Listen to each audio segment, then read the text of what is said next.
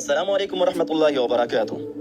18 اکتوبر 1965 کو بھارت کی ریاست مہاراشٹر کے شہر ممبئی میں پیدا ہونے والے ڈاکٹر ذاکر نائک پیشے کے لحاظ سے تو ایک MBBS ڈاکٹر ہیں، لیکن انہیں دعوتی دین کا شوق تبلیغ اسلام کی طرف لے آیا۔ انہوں نے 1991 میں بھارتی شہر ممبئی میں اسلامک ریسرچ فاؤنڈیشن کے نام سے ایک ادارے کی بنیاد رکھ دی۔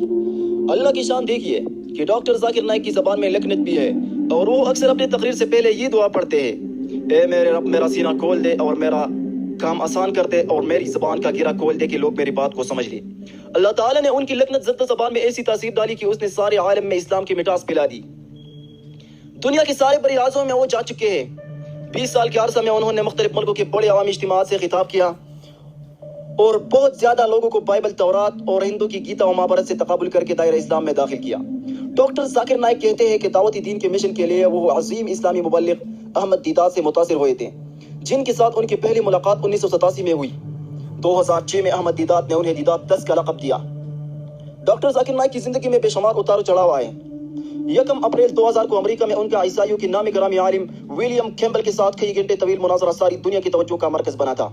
اس مناظرہ کا عنوان تھا قرآن اور بائبل سائنس کی روشنی میں۔ یہ مناظرہ ایک امریکی ٹی وی چینل پر براہ راست دکھایا گیا، جس کے بعد کم از کم 34,000 لوگوں نے فوراً اسلام قبول کر لیا تھا۔ اس مناظرے کے بعد ہر جگہ انہیں تقابل ادیان کا سب سے بڑا ماہر سمجھا جانے لگا اور ہر جگہ انہیں دعوتی دین کے لیے بلایا جانے لگا۔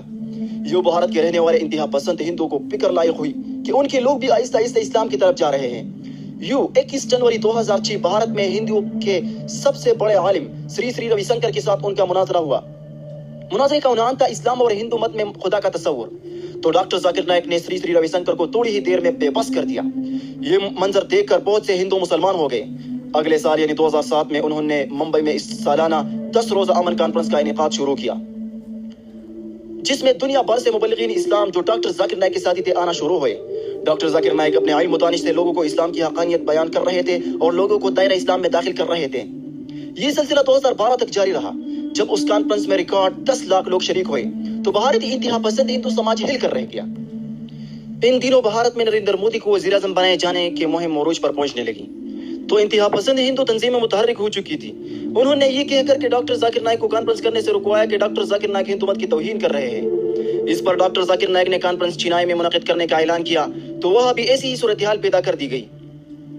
ان حالات کی وجہ سے عرصہ 4 سال سے یہ کانفرنس منعقد نہ ہو سکی، لیکن جس کا حامی ہو خدا اسے مٹا سکتا ہے کون کے مصداق ڈاکٹر ذاکر نائک کی دعوت کا سلسلہ ان کے پیس ٹی وی، ویڈیو ریکارڈنگز، تحریروں، انٹرنیٹ اور غیر ملکی دوروں کے ذریعے جاری رہا۔ پیس ٹی وی نے ایسی مقبولیت حاصل کی کہ اس کی ناظرین کی تعداد 10 کروڑ سے تجاوز کرنے لگی۔ انہوں نے 2006 میں پیس ٹی وی انگلش کا آغاز کیا، جو جلد ہی مسلم دنیا کا سب سے بڑا ٹی وی چینل بن گیا، جو دنیا کے 200 سے زائد ملکوں میں دیکھا جا رہا ہے۔ اس کے اب بھی 25% ناظرین غیر مسلم ہیں۔ انہوں نے 2011 میں بنگلہ جبکہ 2015 میں چینی زبان میں چینل کی نشریات کا آغاز کیا۔ ڈاکٹر ذاکر نائک کے لیے اس سے پہلے مشکل مرحلہ اس وقت آیا جب جون 2010 میں انہوں نے کینیڈا اور برطانیہ کے دورے کی تیاری کی تو وہاں موجود قادیانی لابی نے حکومتوں سے شکایت کی کہ یہ مبلغ قادیانیوں اور مقامی حکومتوں کے لیے خطرہ ہے۔ انہیں داخلے سے روک دیا گیا۔ یہ بات تو سب جانتے ہیں کہ قادیانی فتنے کی بنیاد جس انگریز نے رکھی وہ اب بھی ان کی ہر طرح مدد کر رہے ہیں۔ 2010 میں ہی بھارتی نشریاتی ادارے انڈین ایکسپریس نے انہیں ملک کے 90 بااثر شخصیت قرار دیا تو 2011 میں ان کا درجہ 89 تھا۔ 2009 میں انہیں بھارت کے مختلف مذاہب کے 10 بڑے مذہبی مبلغین میں تیسرے درجے پر رکھا گیا تھا۔ 2011 سے 2014 تک امریکہ کے جارج ٹاؤن یونیورسٹی نے انہیں دنیا کے 500 بااثر ترین شخصیات میں مسلسل برقرار رکھا۔ ان کی انہی خدمات کے اعزاز میں 29 جولائی 2013 کو انہیں متحدہ عرب و امارات کے نائب صدر اور دبئی کے حکمران شیخ محمد بن راشد المکتوم کی جانب سے 2013 کے بہترین مسلم شخصیت قرار دے کر بین الاقوامی قرآن ایوارڈ دیا گیا، جس کے ساتھ انہیں 7.5 لاکھ درہم انعامی رقم ملی جو انہوں نے پیس ٹی وی کے لیے وقف کی۔ اسی سال انہیں ملیشیا کی بادشاہ نے ملک کا سب سے بڑا ایوارڈ عطا کیا۔ 16 جنوری 2014 کو شارجہ کے حکمران شیخ ڈاکٹر سلطان بن محمد القاسمی نے اسلام کے لیے خدمات پر شارجہ ایوارڈ سے نوازا۔ 25 اکتوبر 2014 میں انہیں گیمبیا کی یوم آزادی کا واحد مہمان خصوصی بنا کر مدعو کیا گیا تھا، جہاں انہیں ڈاکٹریٹ کی اعزازی ڈگری دی گئی۔ 1 مارچ 2015 کو سعودی فرمانروا شاہ سلمان بن محمد عبدالعزیز نے خود مسلم دنیا کا سب سے بڑا تمغہ شاہ فیصل ایوارڈ عطا کیا، جس کے ساتھ ملنے والی 7.5 لاکھ ریال کی انعامی رقم انہوں نے اسلامک ریسرچ فاؤنڈیشن کو عطیہ کر دی۔ اس وقت فیس بک پر ان کی پیج دنیا کے تمام شخصیات میں سب سے مقبول اور سب سے زیادہ پسندیدگی حاصل کرنے والا اعزاز رکھتا ہے، جو 1.5 کروڑ سے زائد لائکس لے چکا ہے۔ اب ڈاکٹر ذاکر نائک ملیشیا میں مقیم ہے اور ہندو نے ان کا جینا تنگ کر رکھا تھا اور ان کو انڈیا سے بے دخل کر دیا تھا، تو اسی وقت ان کو سعودی عرب کی حکومت نے شہریت دی اور اس کے بعد ملیشین حکومت نے بھی ان کو شہریت دی۔